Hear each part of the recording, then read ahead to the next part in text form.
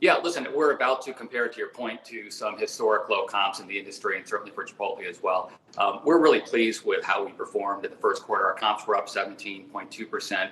But importantly, and I think this is the way we're going to have to look at restaurant comps this year, on a 2-year basis, we're up 21%. So we just started to compare to the softer numbers of last March.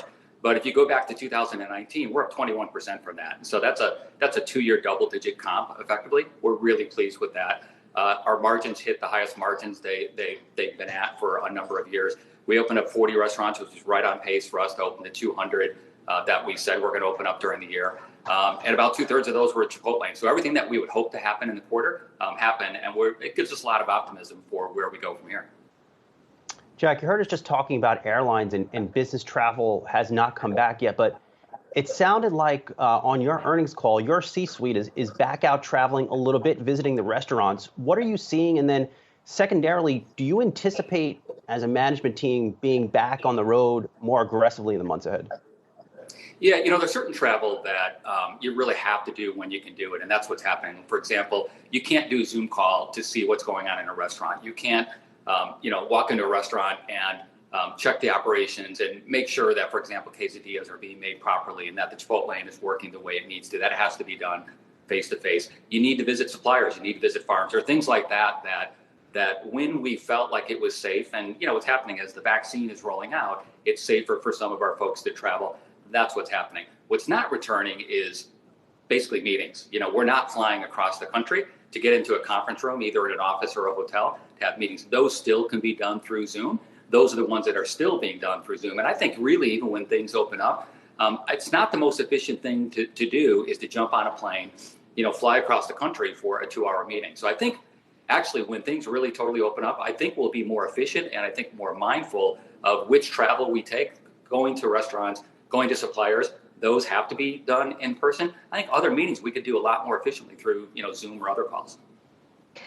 Hey, Jack, it's Julie here. When you fly out to visit those suppliers, what are they telling you about how persistent cost increases are going to be for things like avocados, for example, but other stuff that you guys source as well?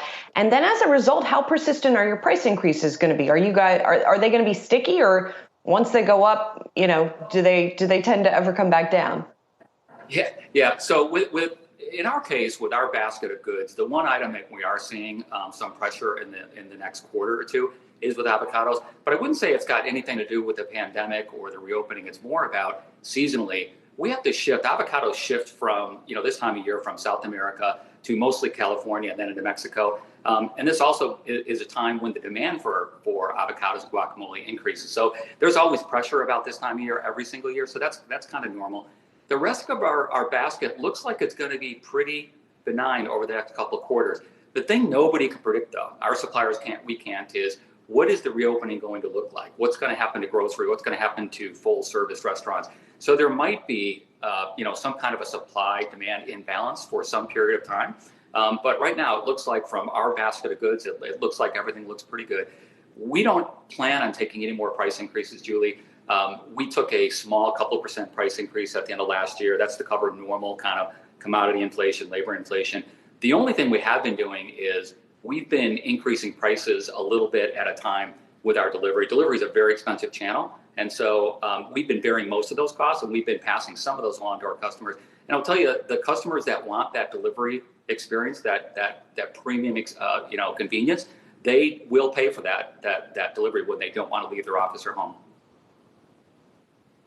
Jack, stay on costs. You had some really interesting commentary on the call in response to a question about labor costs and where you guys are at with your average hourly earning and how an increase in that, could impact things going forward. But I think ultimately would likely hit, margins maybe less than you otherwise, some folks might model out. Yeah, I think that's right. We already pay an average of $12 to $13. So when people talk about wages in the restaurant industry or across, all hourly folks being in that mid-teens, we're not that far away from that. And if wages move up either because of a national minimum wage or just because of market pressures, we think we'll be in a better position than others. We also have an economic model such that, our margins are already very attractive. And if we do need to pass these along to our customers, we can do that. We can do it, I think, in a very modest way. For example, a 10% increase in labor rates would result in maybe a 2% increase in menu prices. So you're talking about an $8 burrito might now cost you $8.16. So, we're not really that worried about it. It is something that if it hits everybody in the industry, really everyone's going to have to raise prices to a certain extent, and we think we're in a good position to do that. Jack, the new quesadilla launch seems to have gone well, but you're also now about to start market testing some new items. Anything you can share? We did test brisket, and nothing definitive right now, but that went really well. Customers love it. Operationally, it went really well also. So, we don't have any specific plan for when brisket, might be rolled out or offered on a national basis, but that's something that's in the pipeline.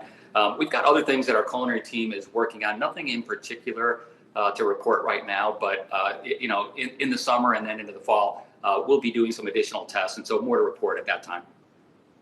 Brisket. Jack, I wanted to ask you about the digital sales. I wanted to ask you about the digital sales, and basically half of your customers now, or half of the orders now are coming through digital channels. Is that the long-term number? And if so, what does that do to your cost? Because I know you talked on the call as well about the effect of pickup, delivery, et cetera, on the cost structure. Yeah, I think digital for sure is here to stay. Whether it stays at 50 and maybe it softens a little bit before moving forward, but it certainly is not going to drop back down to 20%, which where it was pre-pandemic. I don't think it even probably drops to below like 45%, because what we've seen, even as our dining rooms are reopening, digital is staying at this 50% or even slightly ahead of 50%. What is happening though, within the 50% of digital, we are seeing customers that are moving from delivery and then into order ahead. Our customers are finding that the order ahead experience is not only convenient and not only fast, but it's also very, very high value as well, because you're not paying those delivery prices. So I do think within digital, there will be that continued shift. But I think digital, our customers, when they have the occasion where they want the convenience and speed of a digital experience, they're going to go to that. Now, what's going to happen, which is going to be additive to our business, is the other occasion where they do want to sit down and they want to have lunch with family, or they want to have a business lunch with folks, and they want to go to Chipotle. We're going to see that dining room business come back as well. And that's why we're optimistic that our business really grows from here. We don't think it's going to be a shifting between channels. We think it's going to be additive. All right, Jack Hartung is the CFO at Chipotle, company out big quarter last night. Jack, always good to get your thoughts. Thanks so much for hopping on this morning.